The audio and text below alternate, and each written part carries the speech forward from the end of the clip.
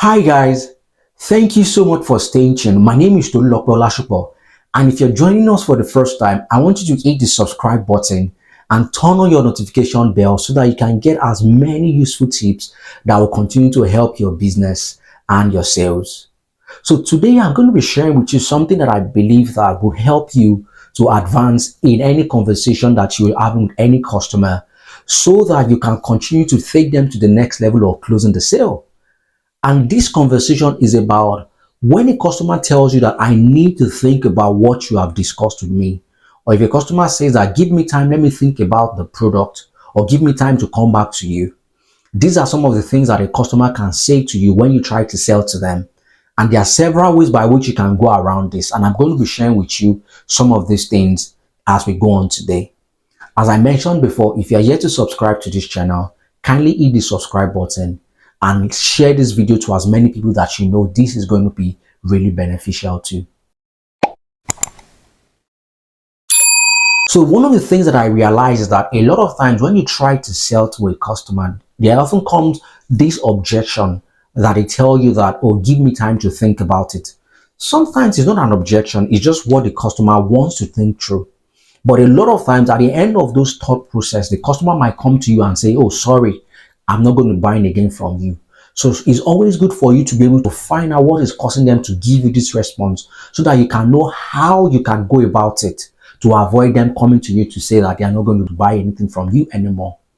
So one of the things that you need to do is that when a customer comes to you is to ask them, what will change when you go to think about this? So it's always important for you to find out what will change. You might tell them that, oh, please, can I help you think through some of the things that you want to go and consider? Because oftentimes it might be that the customer doesn't have enough information to think through.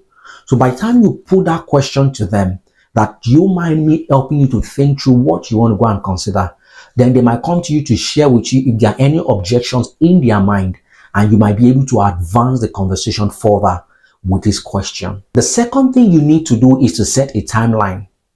What you can do in this situation is to ask the customer, at the end of next week, if you don't come back to me, what should I do?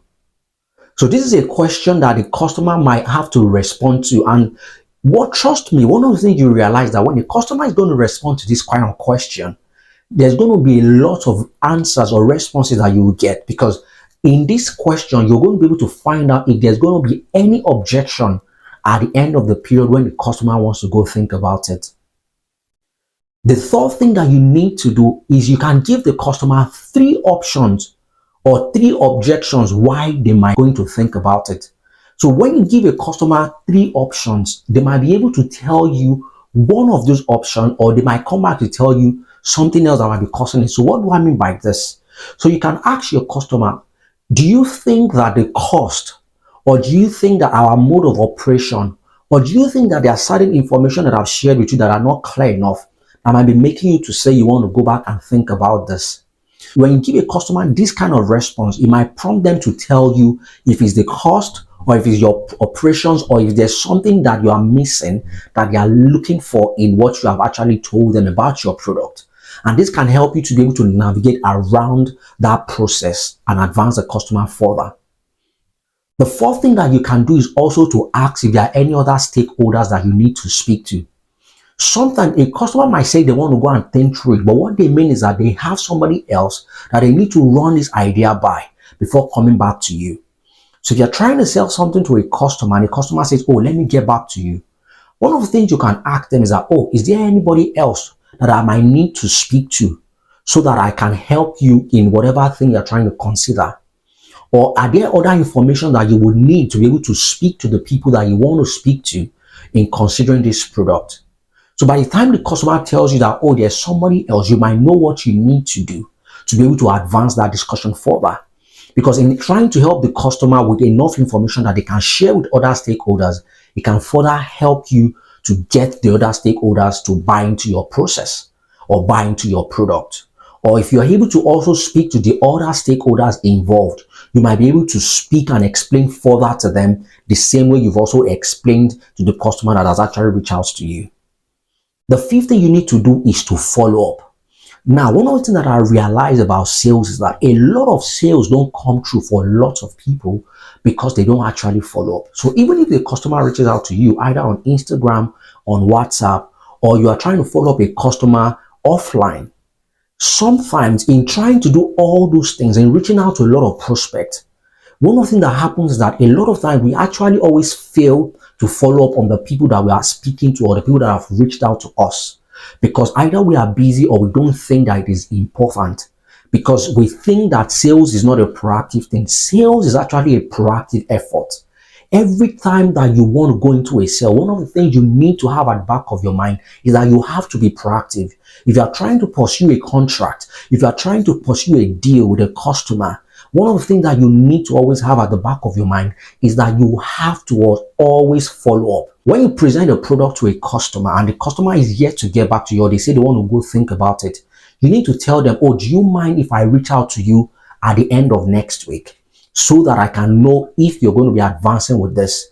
One of the things that you're going to do is that you're going to help the customer to be able to narrow down what they want to go and think through. Because if you don't do that, it can be open-ended, and at the end of the day, you might lose that sale. So you need to ensure that you include follow-up in your conversation with a customer. You don't allow a customer go without you putting a timeline for you to follow up. If a customer comes back to you at the end of that timeline, you need to set another timeline to be able to follow up with that customer, because that will continue to help you to continue to help the customer also to know that you will be coming back to them to find out why they are not going ahead to buy from you or what they are actually considering in going ahead to buy from you. So I want to believe that when you consider all these things that I've shared in this video today, you will find out that you'll be able to make a lot of progress in advancing the conversations when a customer comes to you and say, give me time to think about this. So if this video has been very useful to you, kindly hit the subscribe button if you are yet to do so, and share it with as many people that you know this will benefit. You can also get so many other useful videos in our description. If you also have any comments that you'd like to share with us, kindly drop in the comment section below. You can also reach out to me on a one-on-one coaching basis if you need any one-on-one coaching to improve your sales in your business. Or if you want to do a group training, you can also reach out to us so that we can also do that for you. Thank you so much for staying tuned to my channel. See you next time.